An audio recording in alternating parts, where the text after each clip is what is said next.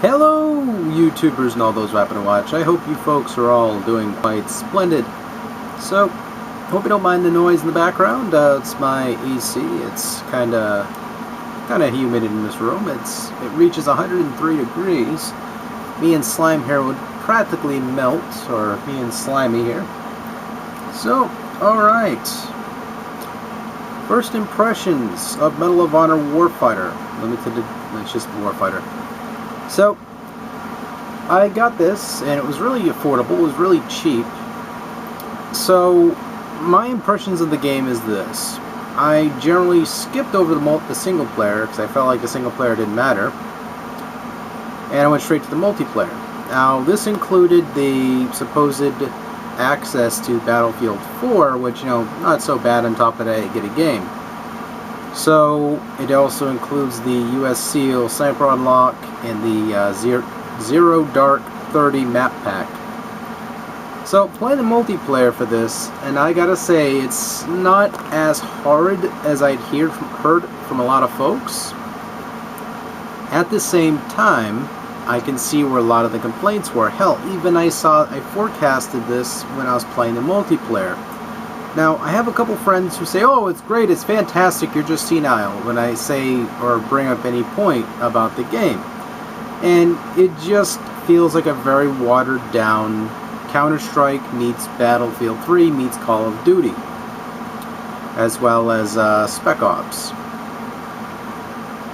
It could have been so much better with more time. At the same time, it could have been a DLC-based game on like Steam, PC, and Xbox 360, and they could have entirely got rid of the single player with this and just kept it a very strict, formal multiplayer game. They could have named it Warfighter, as tacky as that name sounds, and kept the name Medal of Honor's sake and just made it a pure multiplayer game, which most people are handling it as so, as they probably completed the single player experience. But again, it is not as great as you'd want it to be, especially the namesake Medal of Honor. And as anything else, I think it's slightly improved versus the first Medal of Honor remake, but not by far. It's still very, very, very dry as a game. It's like a martini. It just does not settle too well in the tummy. It's not a bad game. I'm not saying it's bad, it's horrible, it's shit. There's just a lot of elements they could have done away with, and it probably would have done a whole lot better, especially with the casual crowd who like FPS shooters. They probably could have easily done this through the EA Origin servers, I can't believe I also said Steam before, didn't I? It was Origin. So, they could have put this as a $10, you buy it once, it's good for life, multiplayer DLC stuff you pay for along the way, such as cosmetic skins for weapons, or even though I think you do anyway. And, additional map packs cost, I don't know, $5 or something like that. It could have done so much better that way. Seeing the mistakes of the previous game, which they brought through in this one, they could have done so much better. But it's not a bad game. I mean, for $10, I'm pretending it's a DLC game, and it's settling a lot better on my tummy. The controls are fine. There's no problems with the honest controls. The guns are okay. The hit detection is pretty decent. What is it? I would say that the most overpowered class in the game has to be the Spec Ops.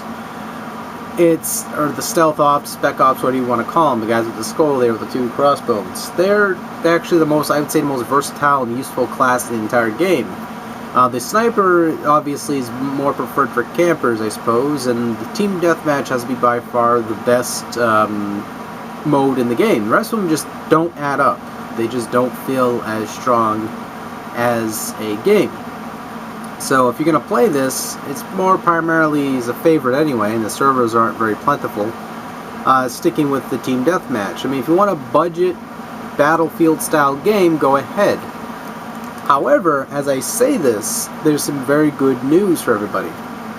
So, apparently, EA is putting out vouchers to allow you to access the multiplayer with the previous games, such as this one here. So, if you get it pre-owned, such as Battlefield 3 or whatever title, AAA title that was published, they give you the free vouchers online. This is so far happening with a 360 copy, so if you find a 360 or PS3 copy really freaking cheap, you can go wild.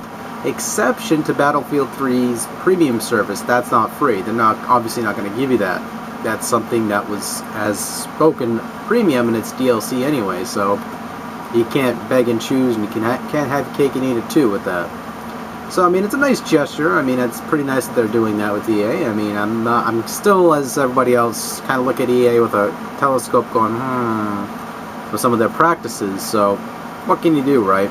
So, if you do find this pre-owned for like $5, $8, whatever, it's worth it that much. Just pretend like it's a multiplayer team deathmatch video game with a lot of customization. You probably will have some fun. Best Ed, you're probably bored out of your fucking mind, or you're just gonna hate the game. Which, within valid reason, there's a lot of crappy elements to it. At the same time, I don't say it's a bad game, it just could have been a whole fuck of a lot better. That's the summary of it all. So, yeah, take it easy. Thank you guys so much for watching, and take care. Really bad wink.